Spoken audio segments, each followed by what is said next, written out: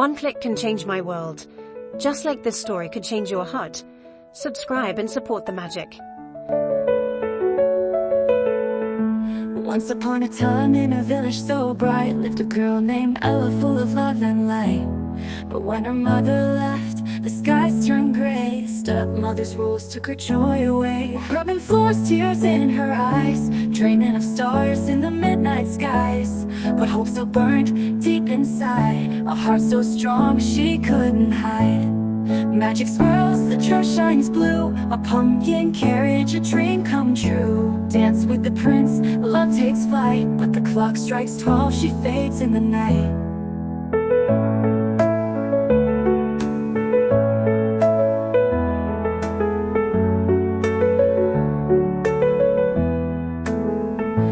Left behind, a slipper so small, the kingdom searched, one chance, that's all. She slipped it on, the fit was right. Now kindness rules, her future's bright.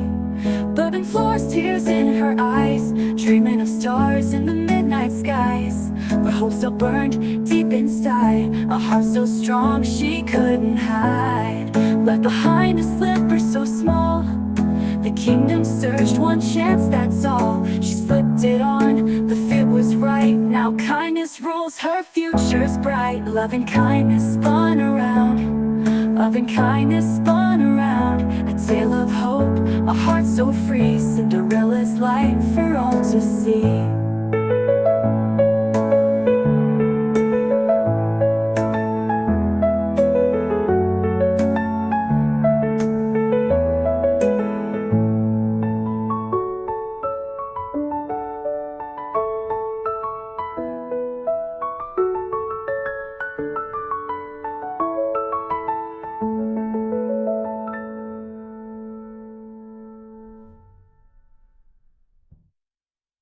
Once upon a time, in a serene village with cobblestone streets and tiny cottages adorned with blooming flowers, there lived a girl named Ella. Her mother used to call her Ella, my sunshine, but her world turned dim when her mother passed away. Soon after, her father remarried a woman named Lady Termine, with her two daughters, Drusilla and Anastasia. Lady Termine moved into Ella's cheerful home. Ella's father, a kind but weary man, loved his daughter deeply, yet his frequent travels left her at the mercy of her stepmother, whose kindness was as fleeting as a summer drizzle. Ella, darling, Lady Termine would purr, her voice honeyed but cold. Kindness starts at home. Be a dear and scrub the floors, won't you? And that was just the beginning. Before long, Ella's life became a whirlwind of endless chores and cruel remarks. Her hands were raw from scrubbing, her once bright eyes dimmed by exhaustion. Cinders on your face again, Ella? Drusilla sneezed one morning, laughing so hard. She snorted, "We should call you Cinderella." Despite their cruelty, Ella remained gentle and kind. Her little friends, the mice, brought her scraps of bread, while the birds sang to cheer her up. But deep down, she couldn't help but wonder, would her life always be like this? One sunny morning, the royal messenger arrived, a sight so grand it even stopped Gisela from arguing with Anastasia over a hairbrush. Trumpets played and the messenger unfurled a scroll. By royal decree we begin. Every maiden in the kingdom is invited to a ball at the palace.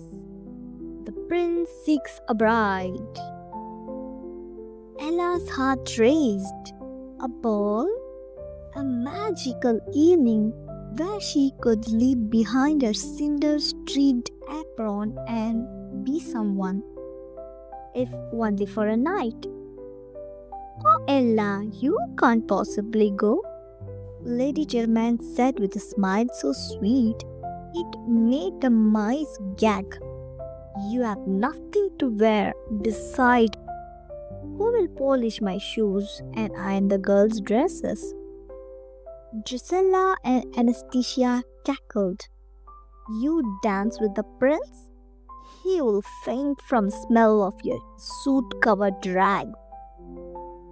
Ella swallowed her disappointment and forced a smile. May I at least help you prepare for the ball? She asked. Lady Termine clapped her hands. What a thoughtful girl. Of course you can. The day of the ball arrived and Ella worked tirelessly to get the stepsisters ready. Anastasia compiled about her hair. Drusilla demanded a new sash, and Lady Termine insisted that Ella polish her jewelry until it sparkled. By evening, as the carriage carrying her stepfamily disappeared into the twilight, Ella sat alone by the fireplace. Her once hopeful heart now ached with despair. She stared into the flames, tears silently streaming down her cheek. Just as she whispered, I only wanted one night. A warm golden light filled the room. Ella turned startled to see a woman with twinkling eyes and a gown that shimmered like the night sky. Why the tears, my dear? The woman asked, her voice as soft as a lullaby. Ella wiped her face. I wanted to go to the ball, but I have nothing. No dress, no carriage, no way. The woman smiled. Ah, but you have something far more important, courage and kindness. And tonight I'll take care of the rest.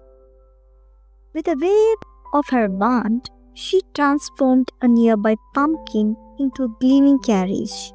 The mice became proud horses, the dog a regal coachman. Ella gasped in awe. Who are you? Your fairy godmother, the woman said with a wink. Now let's fix that dress, shall we?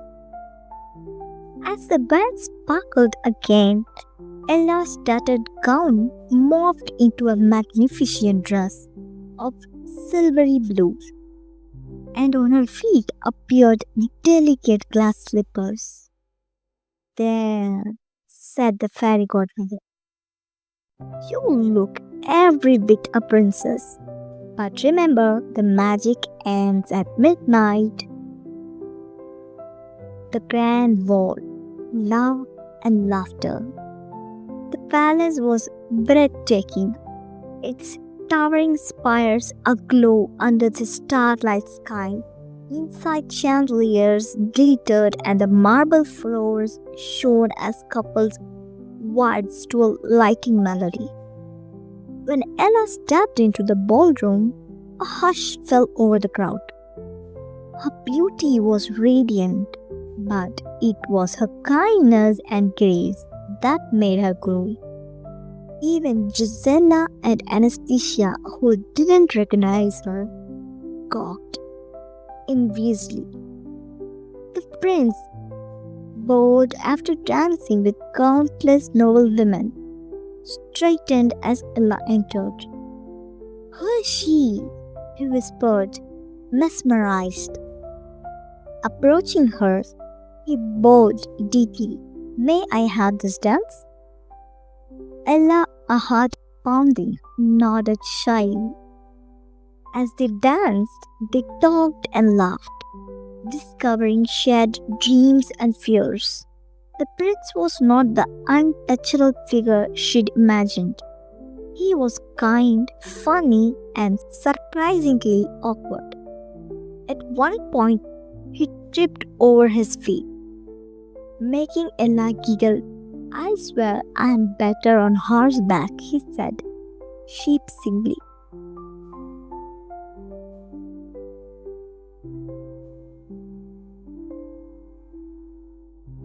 But as the clock began to chime, Ella's joy turned to panic.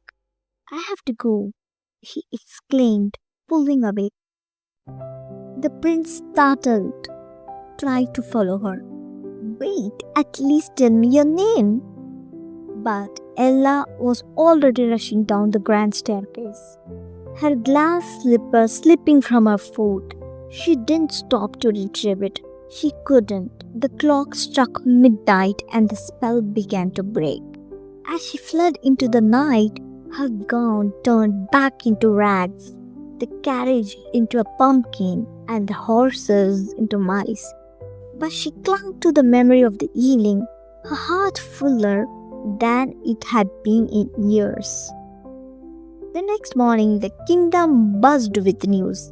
The prince would marry the girl whose foot fit into the glass slipper. Ella's heart leapt. Could it really be her? When the royal entourage arrived at her house, the stepsisters shoved their feet into the slipper so forcefully it was a miracle they didn't break it. But it refused to fit. Is there no one else in the house? The prince asked. No, Lady Demen lied smoothly. But Ella appeared, her face calm yet hopeful. May I try? She asked. The stepmother laughed nervously. Oh, she is just a maid. Ignoring her, the prince stepped forward. Please. Ella slipped her foot into the shoe, which fit perfectly. She then revealed the matching slipper from her pocket. The prince's eyes lit up. It's you, he whispered, his voice filled with wonder. Ella married the prince, but her kindness did stop at the palace gates. She used her position to ensure no one in the kingdom ever felt forgotten or unloved. As for the stepsisters, they learned a valuable lesson about kindness and mice.